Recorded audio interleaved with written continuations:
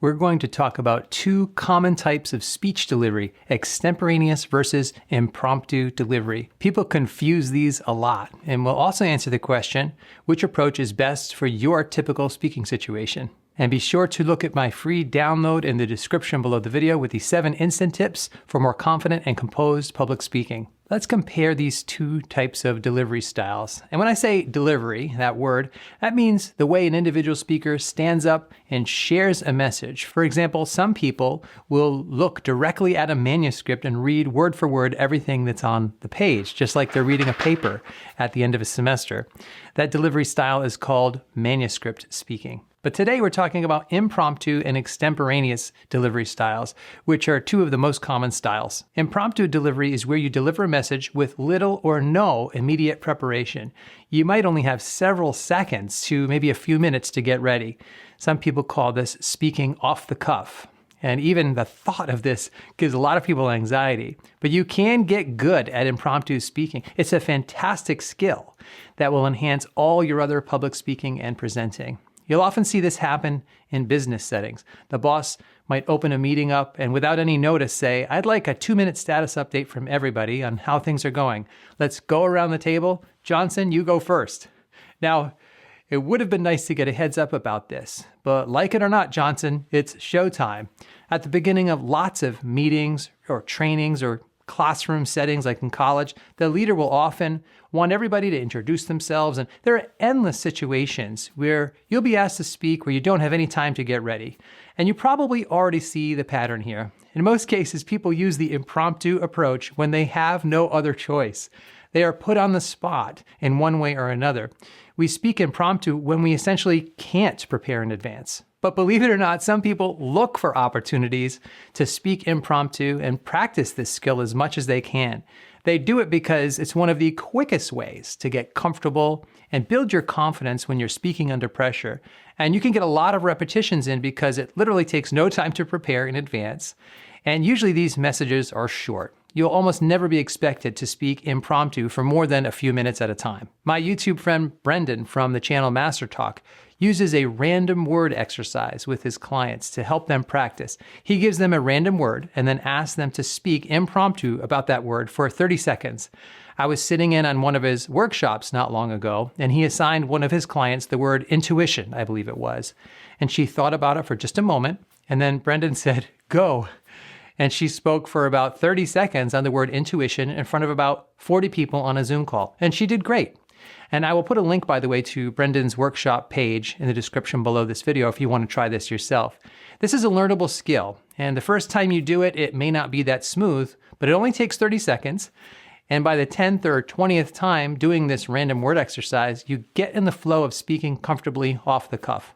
Some people take this even further. When I was in graduate school, I had the benefit of being an assistant coach for our speech and debate team. And one of the categories of competitive speaking is impromptu. And at these competitions, each speaker was given a little slip of paper that had a short quotation on it or a line from a song or some other short prompt. And they were given only 2 minutes to prepare, and then they were expected to speak for 5 to 7 minutes in front of an audience on that topic, whatever was on that slip of paper. I was really blown away by some of the competitors. Some of them will deliver a 5-minute speech on a random topic they were just assigned, and it would be amazing. And they were able to do it because this is a learnable skill. You can practice.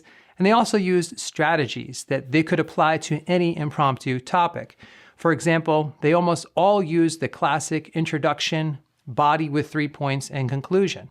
And since they already know in advance the structure that they're going to use, they can plug in various ideas, stories, and examples into that framework really quickly. The bottom line is that impromptu speaking is probably the quickest way to get better at your overall public speaking because you get a lot of repetitions and you really push yourself and put yourself out there. So the key question here is, when is impromptu speaking style the best option for you? And the short answer is when you have no other choice.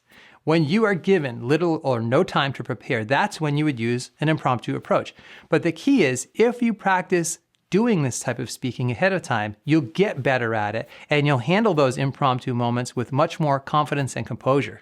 Impromptu speaking is often confused with extemporaneous speaking. In everyday conversation, people use these two words interchangeably, but that's not correct. They are different, as you'll see.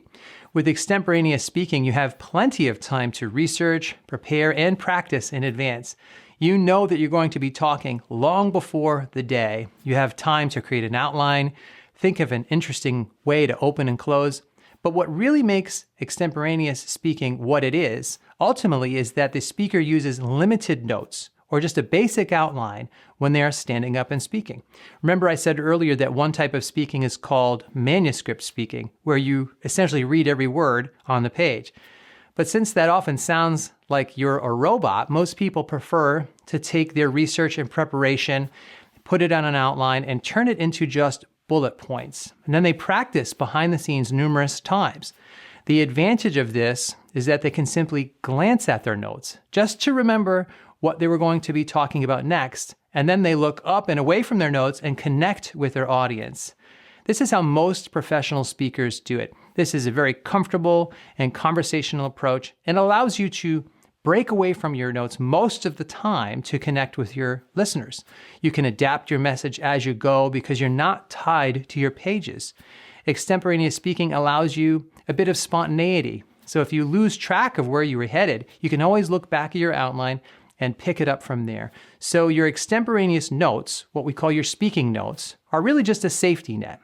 Usually most of the outline will just be brief bullet points, keywords, just enough to jog your memory about what you plan to say next. And again, the next question is, when is extemporaneous speaking the best approach? In my opinion, extemporaneous delivery should be far and away your number one go-to choice.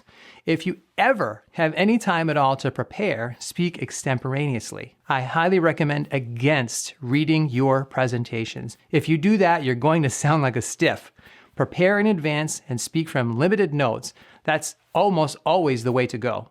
Be sure to take a look at the free PDF download on the 7 instant tips to make you a more confident speaker, and check out Brendan's free workshops on his page where you can practice that random word exercise with him in a live workshop. Links to both of those resources are below. And tell me your thoughts. What do you think about impromptu or extemporaneous speaking? I would love to hear all of your thoughts on that. God bless, and I will see you soon.